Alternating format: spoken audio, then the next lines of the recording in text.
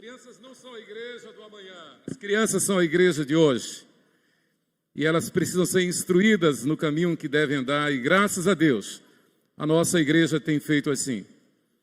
Eles devem crescer desse jeito, para não ter dúvida alguma de testemunhar do Evangelho de nosso Senhor Jesus Cristo. Irmãos, vamos abrir o texto sagrado, a palavra de Deus, em o Evangelho segundo João, capítulo 7, a leitura que o irmão Alain fez no início. João 7, e desta feita nós vamos ler os versos 37 a 40, aliás, do 37 ao 39. João 7, do 37 ao 39. No último dia, o grande dia da festa, levantou-se Jesus e exclamou: se alguém tem sede, venha a mim e beba. Quem crer em mim, como diz a Escritura, do seu interior fluirão rios de água viva. Isto ele disse com respeito ao Espírito que haviam de receber os que nele crescem. Os que nele crescem. Pois o Espírito até aquele momento não fora dado, porque Jesus não havia sido ainda glorificado. Senhor Deus, te louvamos pela tua palavra. Nós confiamos em ti e cremos que a tua palavra é viva e eficaz. E nos submetemos à tua palavra. Pedimos-te, ó Deus, fala, Senhor, ao nosso coração. Fala, Senhor, ao meu coração. Em nome de Jesus. Amém. A vida vitoriosa apoia-se em poderosas promessas. A vida vitoriosa apoia-se em poderosas promessas. Deus houvera dado esta promessa a Adão e Eva, mas eles resolveram desobedecer. Deus chamou Abraão de Ur dos Caldeus, do meio de um povo idólatra, ele idólatra também, e chamou Abraão, assim como chamou a mim, assim como chamou a você, e Abraão prontamente obedeceu, firmado na promessa de Deus. Vem Abraão, vem Wellington, vem Denise, vem João Vitor, vem. E assim como Abraão, nós ouvimos a sua voz, a voz de Deus, e obedecemos. Em Levítico 23, nós vemos que as 7 principais festas judaicas são a Páscoa, a festa dos pães ázimos, que é sem fermentação, pão não levedado, a festa das primícias, dos primeiros frutos da colheita, que é a festa dos tabernáculos, que é a festa na qual esse texto está inserido, a festa em que Jesus está vivenciando, a festa dos tabernáculos, ou das cabanas, ou de Sucote, a festa de Pentecostes é a 4ª festa, a festa das trombetas, a festa da expiação, ou Yom Kippur, e a festa dos tabernáculos. Irmãos, no último dia da festa, a festa dos tabernáculos, Jesus então promete que os crentes fiéis receberão o Espírito Santo. O que Jesus está dizendo é anunciando o Espírito Santo. João registrou. Isto ele disse com respeito ao Espírito que haviam de receber os que nele crescem. Não todos os judeus, não todo mundo, mas os que nele crescem. Então, uma linguagem objetiva, concreta, clara, uma promessa indubitável, direta, aos que nele crescem. Então, isto se cumpriu no dia de Pentecostes. 50 dias após a Páscoa, 50 dias após a sua ressurreição, 10 dias após a sua ascensão, aqueles cerca de 120 irmãos, incluindo os apóstolos, no lugar de Judas, Matias, eles permaneceram em Jerusalém. Como diz a Escritura, até que do alto foram cheios do Espírito Santo. Jesus está na festa dos tabernáculos. Esse contexto aqui de João 6, 7 é a celebração da festa dos tabernáculos. E Jesus está no meio. Interessante que os irmãos de Jesus que até então não criam nele, talvez como que armando uma cilada, insistiram para que Jesus entrasse em Jerusalém. Veja João capítulo 7, a partir do versículo 1. Passadas estas coisas, Jesus andava pela Galileia, porque não desejava percorrer a Judeia, visto que os judeus procuravam matá-lo. É interessante que Jesus está sabendo disto. A grande multidão que seguia Jesus não estava atenta para isto. Os judeus xiitas de carteirinha, mancomunados com os sacerdotes, com a cúpula do judaísmo, estavam decididos a matar Jesus. Mas a grande multidão que acompanhava, que via as maravilhas, que era beneficiada pelas maravilhas, pelos sinais, não. Tampouco os irmãos biológicos de Jesus, os filhos de Maria e José. Então Jesus sabia do que estava para acontecer e ele procura desviar-se. Ele procura não aparecer de forma assintosa. Ele é precavido. Mas o versículo 2 diz, ora, a festa dos judeus, é a festa dos tabernáculos, estava próxima. Dirigiram-se, pois, a ele os seus irmãos biológicos e lhe disseram, deixa este lugar e vai para a Judeia, para que também os teus discípulos vejam as obras que fazes. Porque ninguém há que procure ver que artimanha, que cilada. Porque ninguém há que procure ser conhecido em público e, contudo, realize os seus feitos em oculto. Se fazes estas coisas, manifesta-te ao mundo. Manifesta-te ao mundo. E João acrescenta, versículo 5, pois nem mesmo seus irmãos criam nele. Versículo 6, disse-lhes, pois Jesus, o meu tempo ainda não chegou, mas o vosso tempo sempre está presente. Queridos, este texto, este episódio, é um chamado à atenção para a igreja hoje. Há pouco, aliás, esses dias estamos sendo bombardeados com o problema do vulcão lá nas Ilhas Canárias. E a possibilidade, a perspectiva de um tsunami que possa atingir a América. Mas eu conversei com uma irmã essa semana, num aconselhamento por telefone, e a irmã disse, olha pastor, eu não me preocupo, eu estou preparada. Na hora que Jesus vier me buscar, eis-me aqui. Essa palavra foi abençoadora. Essa palavra é um bálsamo para nós, pastores. Essa palavra é um bálsamo para a igreja.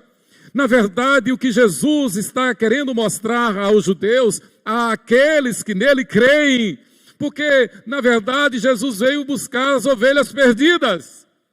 Ele veio buscar aqueles que o Pai lhes ofertou, aqueles que os pais lhe deu.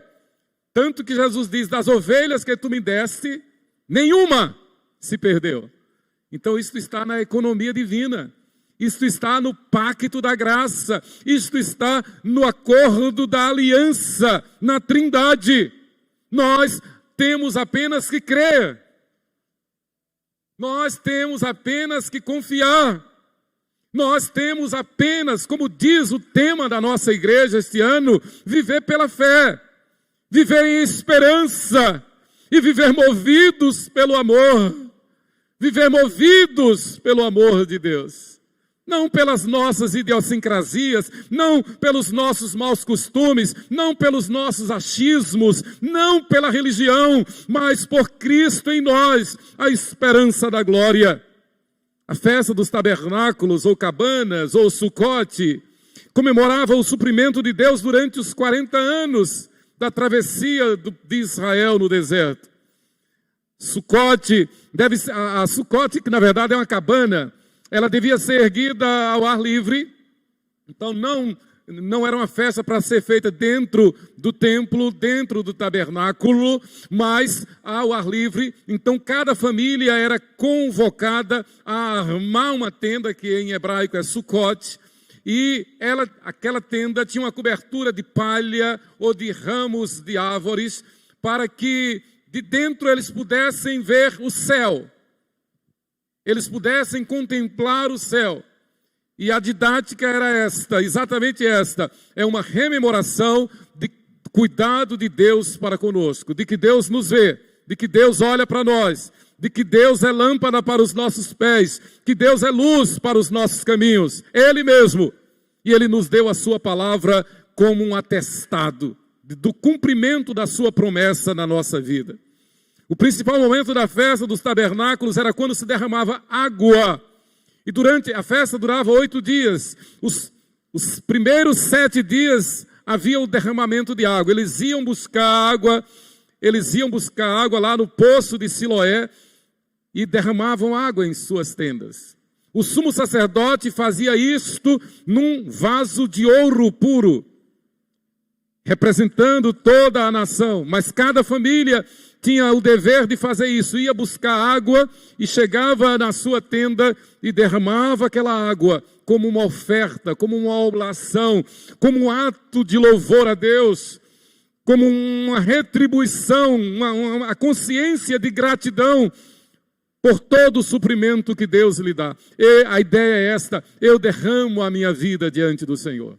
Eu ofereço a minha vida diante do Senhor. Eu não retenho aquilo que o Senhor me dá. O Senhor me dá para que eu retribua, para que eu multiplique. O Senhor me dá os talentos, assim como tem dado a André, como nós testemunhamos aqui, não para que eu esconda, não para que eu enterre, mas para que eu multiplique, para que eu devolva, para que eu ofereça como oferta, culto, serviço ao Senhor. Eles faziam isto durante 7 dias. A festa dos tabernáculos, então, ela fica entre a Páscoa e o Pentecostes. Na Páscoa, Jesus morreu e ressuscitou. No Pentecostes, Jesus derramou o Espírito Santo. Cumpriu-se esta palavra que ele diz aqui no versículo 37. Se alguém tem sede, venha a mim e beba.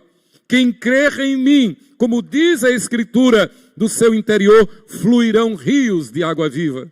E quando o Espírito Santo desce em Pentecostes, acontece o cumprimento dessa promessa. Do interior de Pedro, do interior dos apóstolos, do interior daqueles irmãos, o Espírito Santo passou a fluir como rios de água viva. E então a igreja se expande por todo o mundo. E a igreja chegou até nós. É a ação do Espírito Santo incomparavelmente maior do que qualquer cataclisma, do que qualquer tsunami, do que qualquer problema deste mundo. A ação do Espírito Santo quebra qualquer cadeia.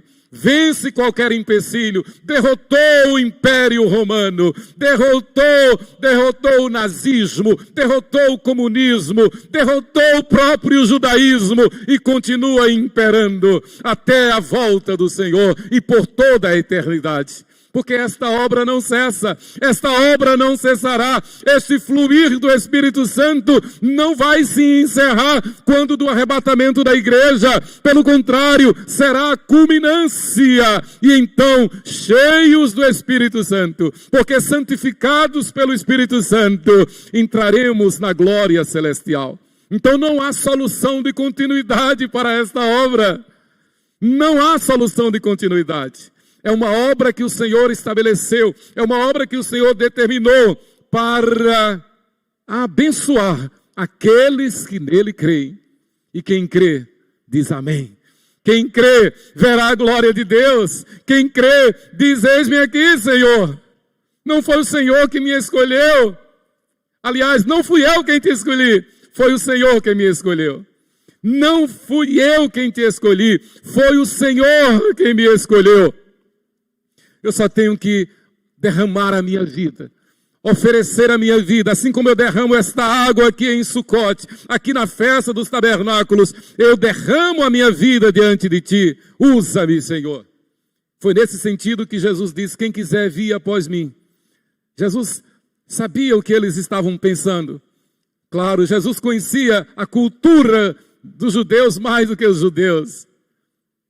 E Jesus então diz, quem quiser vir após mim, derrame-se de si, negue-se a si mesmo, tome a sua cruz e siga-me.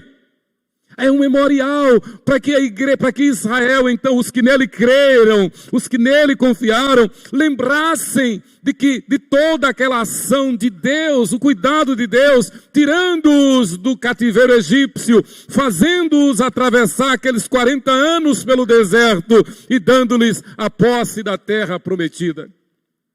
Então se cumpriu essa palavra. Quem crê em mim, do seu interior fluirão rios de água viva. O apóstolo Paulo disse, se alguém não tem o Espírito de Cristo, esse tal não é dele. Então é a promessa que estabelece a igreja, é a promessa que decreta a existência da igreja. A igreja existe porque o Espírito Santo foi derramado. A igreja existe porque do seu interior fluirão rios de água viva e continuam fluindo. A morte e a ressurreição de Cristo, proclamadas no Evangelho, então trazem vida a todos os que têm sede dele e de suas bênçãos. Foi preciso que ele morresse e ressuscitasse, para então enviar o Espírito Santo, trazendo-nos rios de água viva. O seu sacrifício, a sua morte, a sua ressurreição, foi a culminância de toda aquela celebração, de toda aquela festa. Por isso que a igreja não tem necessidade de comemorar as festas judaicas, porque tudo se cumpriu em Jesus, a não ser a Santa Ceia, que é um memorial que teve como base, como fundamento, a Páscoa do Antigo Testamento. Mas como nós já aprendemos aqui, como nós sabemos, porque a Santa Ceia tem esses dois aspectos, o pretérito, quando a gente lembra do sacrifício de Jesus, como ele disse, fazer isto em memória de mim, até aqui nos ajudou o Senhor, e o aspecto futuro, quando nós podemos dizer, Maranata, ora vem, Senhor Jesus. Porque Jesus disse, digo-vos que não beberei deste cálice convosco, senão quando hei de beber novo convosco no reino de meu Pai. Então, a igreja vive nesta dimensão, a igreja vive nesta condução. E a Santa Ceia continua como um sacramento, assim como o batismo, onde é um sinal e selo, um símbolo de que nós recebemos o dom do Espírito Santo, de que nós fomos contemplados com o dom da fé, o dom da esperança, o dom do amor de Deus derramado em nosso coração. Por isso que o apóstolo Paulo, naquele embate com os coríntios, ele escreve no capítulo 13, este hino ao amor. Agora, pois, permanecem a fé, a esperança e o amor. Estes três, porém o maior destes é o amor. Ou seja, a igreja, o povo fiel, vive movido, dirigido pelo amor de Deus, que se cumpriu, se concretizou, se materializou, sacrificando o seu Filho perfeito, o seu Filho unigênito, lá na cruz, a ponto de o próprio Pai, Deus, haver dado as costas ao Filho, porque naquele momento o Filho perfeito, Jesus Cristo, assumiu os nossos pecados, representou-nos diante do justo juiz, dizendo, eu assumo os pecados daqueles que creem em mim. Foi por amor que Deus, o Pai, ofereceu o seu Filho em holocausto, derramou o seu Filho, entregou o seu Filho lá na cruz para ser crucificado, morto e sepultado. E João traduz isto de forma perfeita, porque Deus amou o mundo de tal maneira que deu o seu Filho unigênito, para que todo aquele que nele crê não pereça, mas tenha a vida eterna.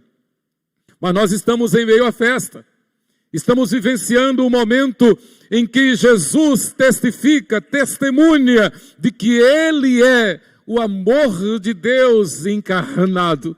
Ele é a graça de Deus personificada. Ele é o cumprimento de todos aqueles séculos de celebração da festa dos tabernáculos. Ele é aquele que vai enviar o rio de águas vivas. Ele é aquele que vai dar água para quem beber jamais sede ter. Ele é a água viva, Ali está ele. E o embate, a circunstância é como em qualquer sociedade. O povão não entende. As multidões que o acompanhavam estavam atrás de sinais e sendo beneficiadas pelos sinais. Os filhos de Maria e José, até então não creram nele, estavam até zombando dele. E as autoridades judaicas estavam a todo custo querendo prendê-lo para matá-lo. Nós vemos sobre a festa dos tabernáculos em vários textos do Antigo Testamento, mas eu gostaria de ler em Levítico 23, do 33 ao 36, para nós nos contextualizarmos melhor. Disse mais o Senhor a Moisés: fala aos filhos de Israel, dizendo: aos 15 dias deste mês, 7º, será a festa dos tabernáculos ao Senhor. Por 7 dias, ao primeiro dia, haverá santa convocação. Nenhuma obra servil fareis. 7 dias oferecereis ofertas queimadas ao Senhor. Ao 8º dia tereis santa convocação e oferecereis ofertas queimadas ao Senhor. É reunião solene, nenhuma obra servil fareis. Eram 8 dias. Havia o sacrifício de animais, a oferta suave oferecida ao Senhor, e havia aquele ritual da água que era trazida num vaso e derramada diante de cada cabana. Quando o povo agradecia a Deus nesta festa dos tabernáculos, por todos os frutos do ano, porque era a festa de gratidão pelo suprimento, pela produção da lavoura, a produção agrícola, as chuvas que caíam na estação própria. Era a rememoração de todo o cuidado de Deus. Não apenas durante os 40 anos de travessia no deserto, mas até hoje. Até aqui nos ajudou o Senhor. Era esta consciência. Principalmente pelas chuvas que caíam na estação própria. Pela água que era derramada do céu na estação própria. Nós vemos uma associação tremenda desse texto com Zacarias capítulo 14, 16 e 17. Todos os que restarem de todas as nações que vieram contra Jerusalém subirão de ano em ano para adorar o Rei, o Senhor dos Exércitos, e para celebrar a festa dos tabernáculos. Se alguma das famílias da terra não subir a Jerusalém para adorar o Rei, o Senhor dos Exércitos, não virá sobre ela a chuva. Então havia esta consciência, havia este acordo, este acerto, essa consciência do povo de Israel com o Eterno, com Deus. Eles foram instruídos assim: eu tenho que ir, eu tenho que celebrar, eu tenho que adorar. Se eu não for, o Senhor não vai me abençoar. Irmãos, isto é lei. Isto é regra de ouro para a igreja. Eu tenho que obedecer. Eu tenho que ser fiel. Eu tenho que ser santo, porque a Bíblia diz que eu tenho que ser santo. Eu não posso ter um pé na igreja e um pé no mundo. Eu não posso ter cara de crente aqui e lá fora eu não posso, uma cara diferente. Eu não posso fazer uma festa para Deus aqui no culto, que é uma festa para Deus, e na festa dos amigos ou dos parentes, eu me misturar com aquilo que eles fazem. E muitas vezes eles estão bebendo, muitas vezes eles estão fazendo coisas que não convêm a crentes. Aliás, o crente fiel a Deus é chamado para ser separado. A palavra santo significa separado, a fugir, inclusive, da aparência do mal. O apóstolo Paulo diz: todas as coisas me são lícitas, mas nem todas as coisas me convêm. Todas as coisas me são lícitas, mas eu não me deixarei dominar por nenhuma delas. Paulo, o apóstolo, vai mais adiante e diz: se você come legumes, e legumes escandaliza teu irmão, não coma mais legume. Manda que nós fujamos da aparência do mal. Então é lamentável, é triste. É um problema seríssimo com Deus, e de Deus não se zomba. Quando o membro da igreja, quando o crente lá fora se mistura com as coisas deste mundo, torna-se cúmplice das obras das trevas deste mundo. está indo contra Deus, está buscando condenação para si, está dando mau testemunho. E a Bíblia ordena, Jesus diz muito claro, para nós termos cuidado, para não dar mau testemunho. Porque alguns estão escandalizando a outros.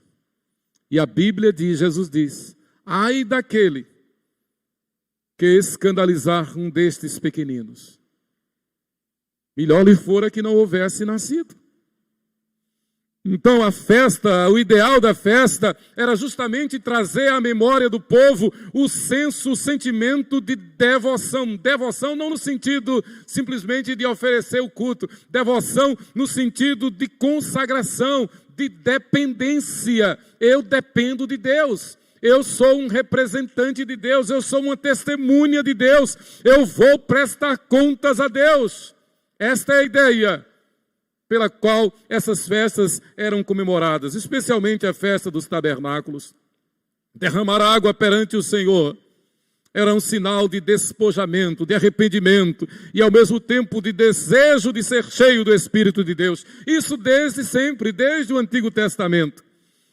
Samuel retrata isso muito bem. 1 Samuel 7, versículo 6. Congregaram-se em Mispa, tiraram água e a derramaram perante o Senhor. Jejuaram aquele dia e ali disseram, pecamos contra o Senhor. Então este senso de dependência, este senso da santidade de Deus, sempre foi latente, sempre foi clara no povo fiel, no povo temente.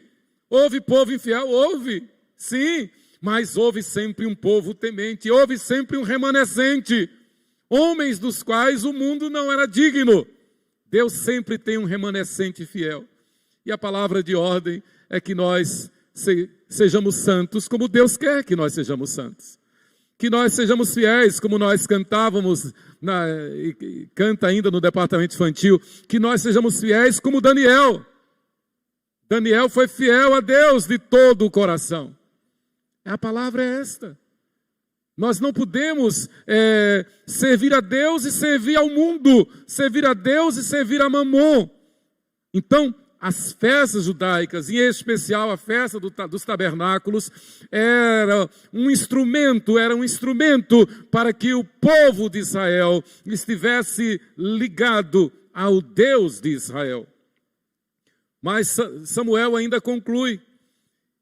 Ele diz ainda adiante, tomou então Samuel uma pedra e a pôs entre Mispa e Sem e lhe chamou Ebenezer e disse, até aqui nos ajudou o Senhor. Nós cultuamos, nós continuaremos cultuando, nós continuaremos servindo, nós continuaremos nos consagrando, nós continuaremos nos derramando diante do Senhor, porque até aqui nos ajudou o Senhor. Então é por sua promessa, é pelo seu chamado, não é porque nós somos bonzinhos. Repito, não fomos nós que escolhemos a Ele, foi Ele quem nos escolheu e nos designou para que vamos e indo demos frutos e o nosso fruto permaneça. Esta é a essência da igreja, esse é o modus vivendi da igreja, é a razão da existência da igreja.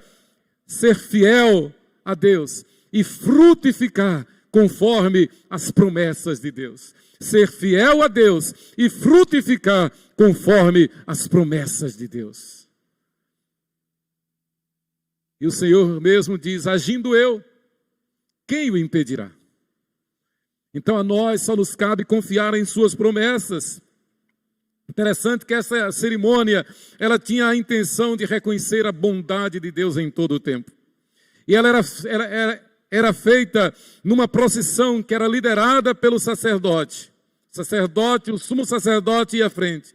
E o povo se dirigia, então, para o meio da congregação, o meio do arraial, onde estavam as 12 tribos. Então, no centro do arraial, no centro da praça, o povo se reunia para o grande dia da celebração.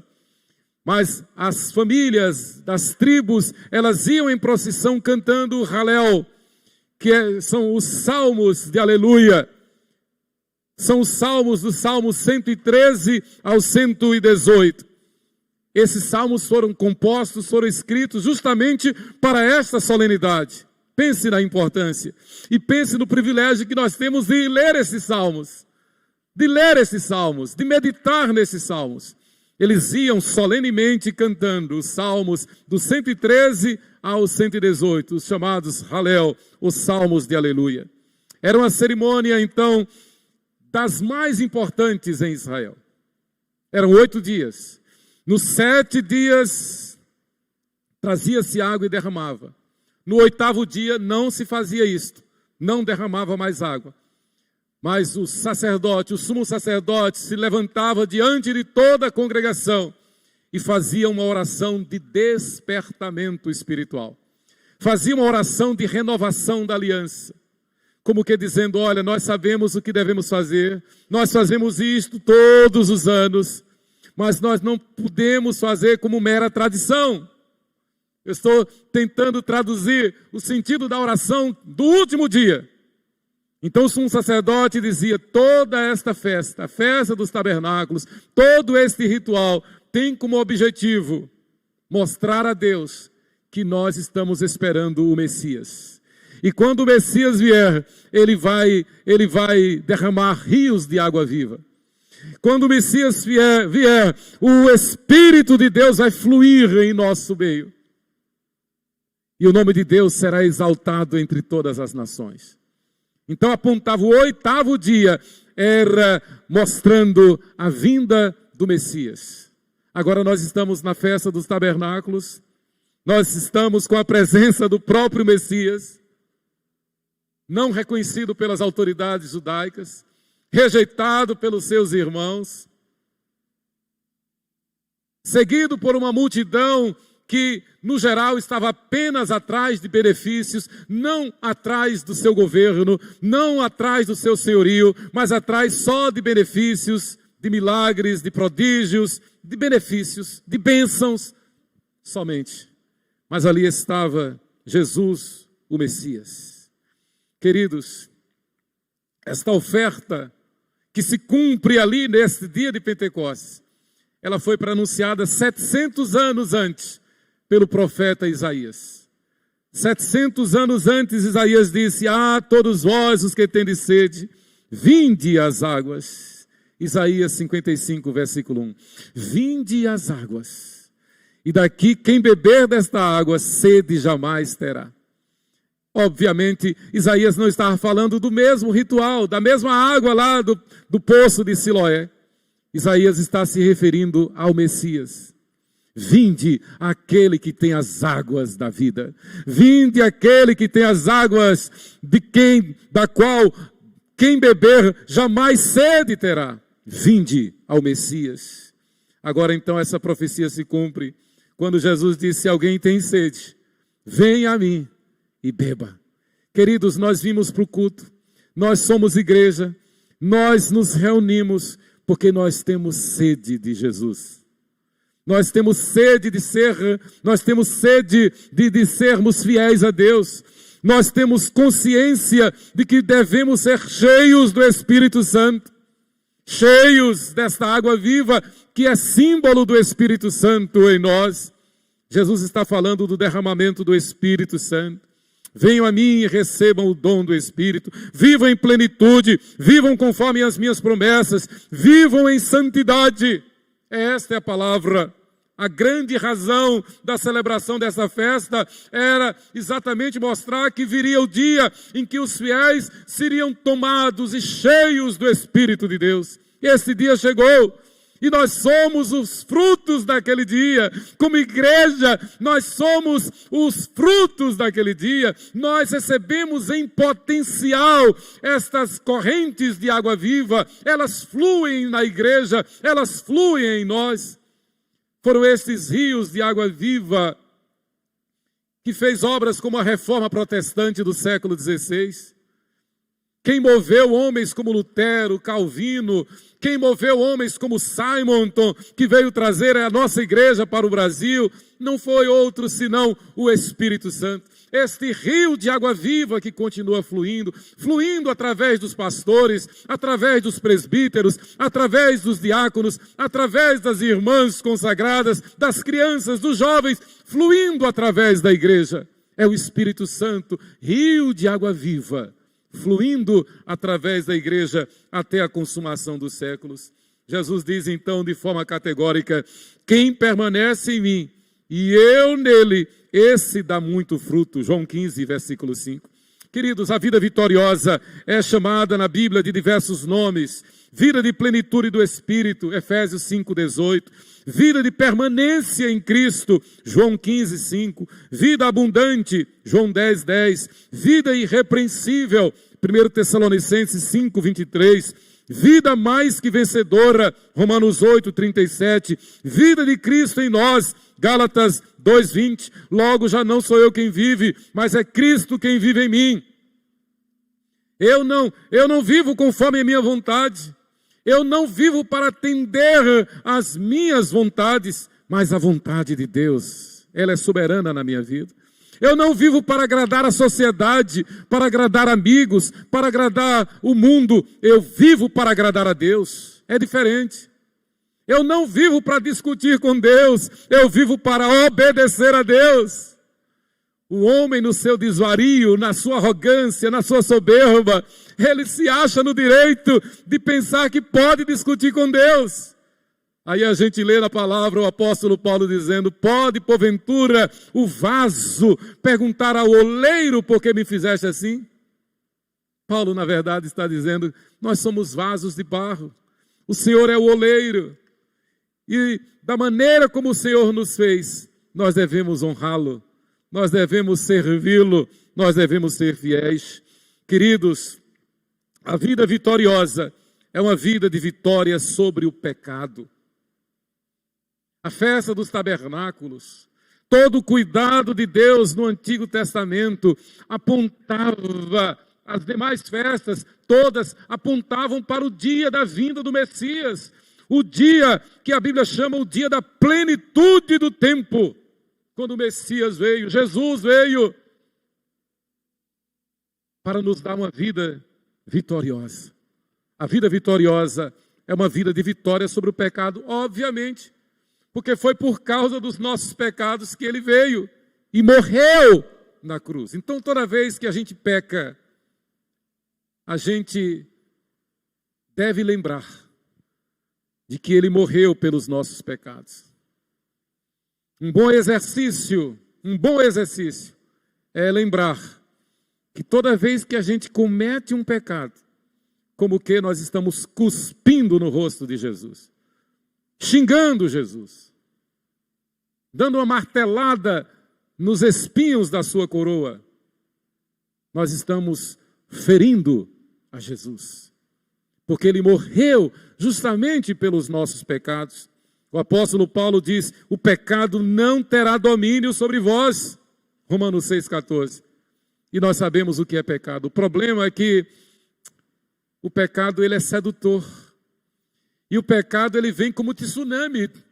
Ele vem como uma avalanche. Quando menos a gente espera, a gente já está engalfinhado, a gente já está dominado. Por isso que tem que ser preventivo. Tem que ter cuidado, não pode brincar com o pecado. Um bom versículo que eu aprendi no seminário é Salmo 69, versículo 6. Dentre tantos, mas específico como medida preventiva contra o pecado. Salmo 69, versículo 6. Não sejam envergonhados por minha causa os que esperam em ti, ó Senhor, Deus dos exércitos. Nem por minha causa sofram vexame os que te buscam, ó Deus de Israel. Eu sou responsável por todos que estão ao meu redor. Se alguém se escandalizar por alguma coisa que eu fiz, o problema foi meu. Eu sou culpado. Eu preciso me arrepender do meu pecado. Uma vida de vitória, uma vida vitoriosa é uma vida de vitória sobre o pecado. A vida vitoriosa é uma vida de poder, irmãos. Deus não nos chamou para vivermos ao léu, para viver de forma descomprometida, viver de qualquer jeito, sem compromisso, não. Deus não nos chamou para colocar a mão no arado e olhar para trás. O que Jesus quis dizer com isso foi que quando Ele nos chama para sermos servos e reconhecer que Ele é o nosso Senhor, que Ele é quem manda. Nós não temos vontade própria diante de Jesus. Vida vitoriosa é uma vida de poder. Jesus disse: recebereis poder ao descer sobre vós o Espírito Santo e ser-me-eis testemunhas. Atos 1:8. Então, o Espírito Santo que foi derramado no Pentecostes, o Espírito Santo que era anunciado durante séculos a fio na celebração da festa dos tabernáculos, o Espírito Santo já veio para habitar na igreja. Mas a propósito, no último dia, o grande dia da festa, levantou-se Jesus e exclamou. Interessante que Jesus se esquivou, mas discretamente Jesus foi a Jerusalém. Ele não foi do jeito que seus irmãos queriam, com apupos, com comícios, com multidões fazendo festa. Mas a Bíblia diz que discretamente ele deu uma volta e entrou em Jerusalém. E ele chegou justamente no último dia da festa. Aquele dia, quando nos séculos a fio, o sumo sacerdote anunciava a vinda do Messias. Naquele dia, Jesus exclamou, ele chega, naquele dia não havia derramamento de água, não havia aquela oferta, o povo ficava esperando a palavra do sacerdote. Aí quem aparece? O Messias, o Cristo. E ele brada dizendo, se alguém tem sede, venha a mim e beba. A mensagem é, eu não preciso mais estar derramando água, eu não preciso mais celebrar esta festa, eu já recebi da água viva. Eu já recebi o Messias, eu já recebi o poder.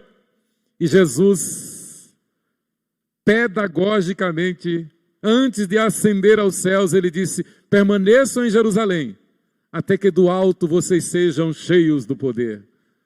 Queridos, a vida vitoriosa é uma vida de poder. Uma vida vitoriosa é uma vida mais que vencedora. Isto não é ufanismo, isto não é vanglória, não é vaidade. Mas os que nele creem têm o Espírito Santo. Qual é a tua identidade? Qual é a nossa identidade? O Espírito Santo que habita em nós. Espiritualmente, o nosso DNA é o DNA do Espírito Santo. Quando o Senhor Jesus olha para nós, quando Deus olha para nós, Ele vê sobre nós a ação e a unção do Espírito Santo, porque fomos lavados e redimidos pelo sangue de Jesus. Uma vida vitoriosa é uma vida mais que vencedora. Paulo diz, em todas estas coisas somos mais que vencedores. No sofrimento, na fraqueza, na perseguição, na vida e até mesmo na morte, na perspectiva de um tsunami, seja o que for, nós somos mais do que vencedores, porque em nós habita o Espírito Santo. E com o Espírito Santo é que nós vamos entrar aos céus para a nova vida. Uma vida mais que vencedores, mais que vencedora, porque nós temos certeza e não temos dúvida alguma que nós, quando fecharmos os olhos para esta terra, automaticamente nós abriremos os olhos na glória celestial. Por isso que essa irmã falou para mim, olha pastor, eu não tenho medo de tsunami, mas não tenho medo de nada, porque a minha vida está nas mãos de Deus. E quando Ele quiser me chamar, eu direi amém. Eu irei encontrar-me com Ele. A igreja deve viver nessa perspectiva, nessa expectativa. Mas uma vida de vitória é uma vida de paz duradoura no homem interior. Somente quem tem o Espírito Santo pode ter essa consciência. Somente quem é cheio do Espírito Santo pode ter essa consciência. Paz duradoura. Vem aflição, vem tribulação, vem preocupação, mas no mesmo instante o Espírito nos consola. Ele é o Consolador. Ele é aquele de quem Israel sempre esperou comemorando a festa dos tabernáculos, derramando aquela água, esperando o dia em que o Espírito Santo descesse. Ele já veio, o Pentecostes é real, e ele nos dá esta paz duradoura. E a paz de Deus, Paulo diz de forma magnífica, e a paz de Deus, que excede todo o entendimento, guardará os vossos corações, e as vossas mentes em Cristo Jesus. Tem coisa melhor do que isto? Tem coisa melhor do que isto? E a paz de Deus, que excede todo o entendimento, guardará os vossos corações e as vossas mentes em Cristo Jesus. Temos a paz do Senhor, temos a presença do Senhor, e na presença do Senhor a plenitude de alegria. Mas uma vida de vitória é uma vida de amor. Vida de amor, não amor segundo o mundo, não o amor interesseiro, mas o amor de Deus, o amor ágape, o amor sacrificial. E quando nós vemos as injustiças deste mundo, as incertezas deste mundo, os traumas deste mundo, os horrores, a morte deste mundo, ao mesmo tempo, o Espírito Santo nos faz lembrar que o amor, que Deus derrama do seu amor em nossos corações. Vem angústia, vem aflição, vem preocupação, vem doença, vem tristeza, vem o tsunami, vem o que for. Antes de tudo, nós estamos cheios do amor de Deus. E como dizia o irmão Lázaro, vou passando pela prova e dando glória a Deus, porque eu tenho o amor de Deus. E eu lhes fiz conhecer o teu nome, e ainda o farei conhecer, a fim de que o amor com que me amaste esteja neles e eu neles esteja. É a oração sacerdotal. Jesus se despedindo dos apóstolos, dos discípulos, ele faz esta oração intercedendo por nós. E a oração que ele faz é esta: que o teu amor que está em mim esteja neles, esteja em vocês, esteja em todos. E nós podemos dizer com muita alegria, com muita tranquilidade, nós estamos cheios do amor de Deus. Nós vivemos pelo amor de Deus. Nós vivemos pela fé, nós vivemos pela esperança, antes, porque o amor de Deus foi derramado em nosso coração. É movido pelo amor que nós podemos evangelizar, que nós podemos consagrar a nossa vida no altar. Não está derramando uma vasilha de água, mas derramando a nossa vida no serviço do Senhor. É movido pelo amor de Deus que a igreja manda missionários, que a igreja manda evangelistas, que a igreja abre pontos de pregação, que a igreja organiza novas igrejas. É movidos pela fé, pela esperança e pelo amor, que a igreja presbiteriana do Brasil e presbiteriana 12 de agosto tem a consciência de que deve assistir ao povo, dando o evangelho, dando educação, dando ação social.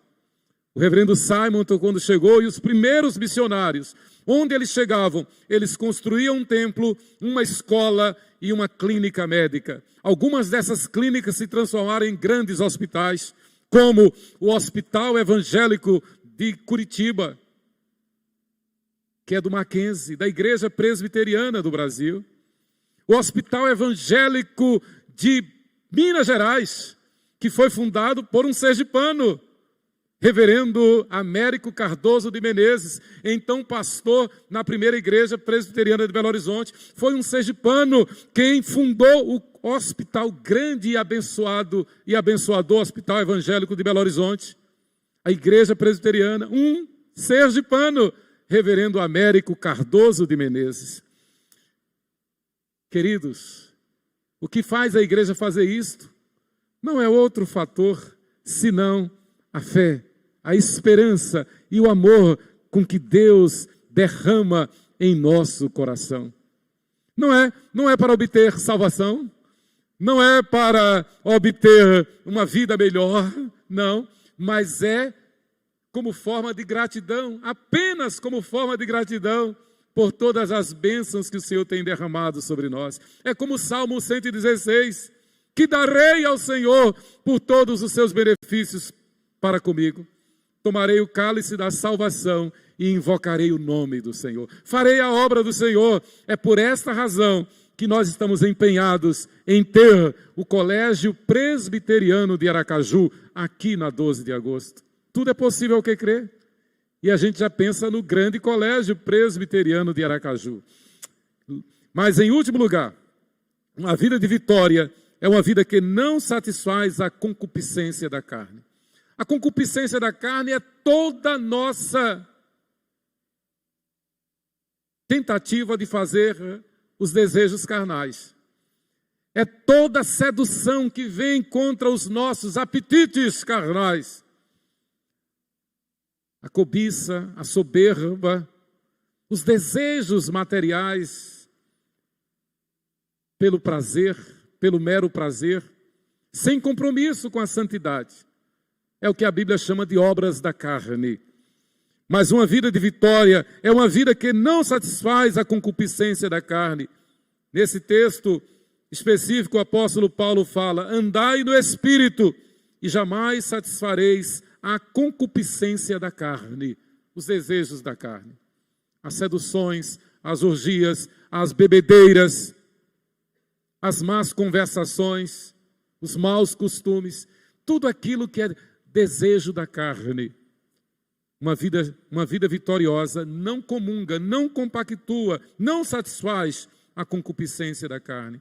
Queridos, toda a festa dos tabernáculos, e especialmente esta festa, na qual Jesus comparece, e João registra, no último dia, o grande dia da festa, levantou-se Jesus e exclamou: se alguém tem sede, venha a mim e beba. E o Senhor Jesus continua chamando a todos: se alguém tem sede, venha a mim e beba. Ande comigo, beba desta água que eu dou, receba desta unção que eu dou, receba do Espírito Santo que eu já enviei. O texto diz que é para os que nele creem. Isto ele disse com respeito ao Espírito que haviam de receber os que nele crescem. E quem crê verá a glória de Deus. Não fomos nós que escolhemos a Ele. Antes, foi Ele quem nos escolheu. Foi Ele quem nos designou para que demos frutos e o nosso fruto permaneça. Queridos, que Deus nos abençoe. Em dias tão difíceis, lembremos-nos de que o Senhor já derramou do seu Espírito sobre nós. Derramou o dom da fé, o dom da esperança, o dom do amor, que nos é administrado pelo Espírito Santo que em nós habita. Não é pelo nosso arbítrio, não é pela nossa vontade, mas é o Espírito Santo que nos capacita a viver pela fé, pela esperança e pelo amor de Deus. Que Deus nos abençoe. Amém.